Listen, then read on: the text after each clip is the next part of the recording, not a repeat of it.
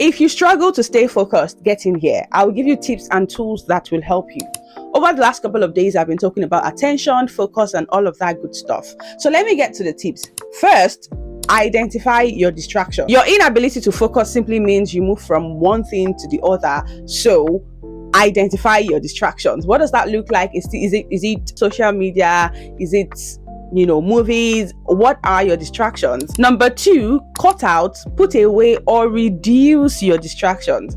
Because I know that sometimes you can't completely cut some of these things out, because some distractions are human beings, are in human form.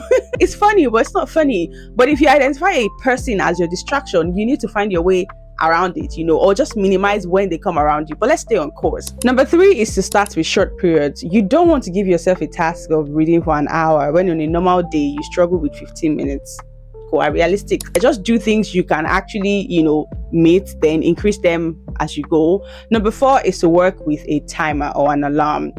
Every phone has a timer and alarm. I don't care what year, model, version, whether Android, you have a timer, you have an alarm on your phone. Use it. When you're working with a time, you're more conscious, and sometimes just looking at it that you are almost, if you set 40 minutes, when you see it on 15 minutes, you're like, okay, I'm almost there.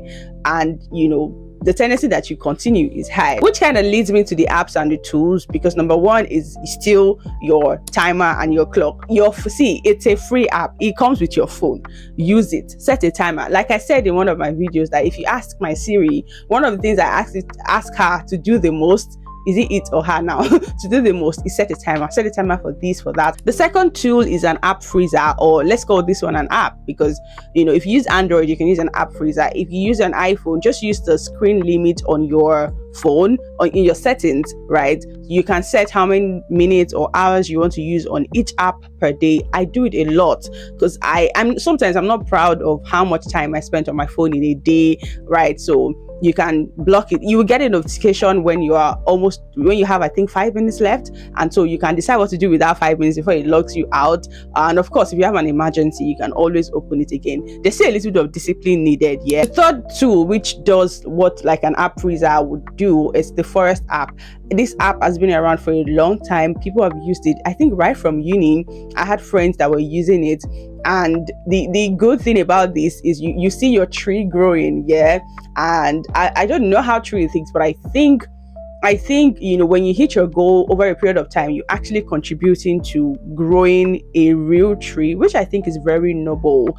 And yeah, number 4 is having a notepad. What makes you not focus is almost like your brain has too many things going on, or you want to move from one thing to the other. So imagine reading and you just remember, oh, I have dishes in the kitchen, I want to go and wash it. Write it down. Don't stand up. Train yourself to sit things through. Train yourself to finish things. I think I was telling my younger brother, one time, he also has issues with just staying on one thing. I'm like, write it down. Have a notepad or a sticky note. Stay with it. Sit with it. You will not die. Stay there. Right? So train your mind and yourself to finish things. I'll kind of put number 5 and 6 together, because number 5 is taking mindful breaks, and number 6 is using Pomodoro Technique. I'll check and put it on the screen. I don't remember the name now. I don't know why. But yeah, so it's working for 25 minutes and taking a 5 minutes break. Then you go 25 minutes and take a 5 minutes break. Now, that 5 minutes break, you want to make sure it is mindful. You want to make sure it's not a break that will throw you off course. Let's say you want to read for 5 hours, but you're using that technique. You don't want to take your 5 minutes break playing a video game. Nobody plays a video game for 5 minutes and stands up. No matter how high your discipline is, you're going to struggle with it. Or you use that 5 minutes and you start a new series. It don't make sense, right? So you want to do something that will not drift you off course. Something that maybe like read a comic book in that period, I don't know, write something or go get a snack or something. Don't take a break that will throw you completely off course. Yeah, I know this is a long one, but save it and come back to it whenever you need it. Also share with your friends that you think will find this really helpful. And yeah, this is day 15. See you tomorrow.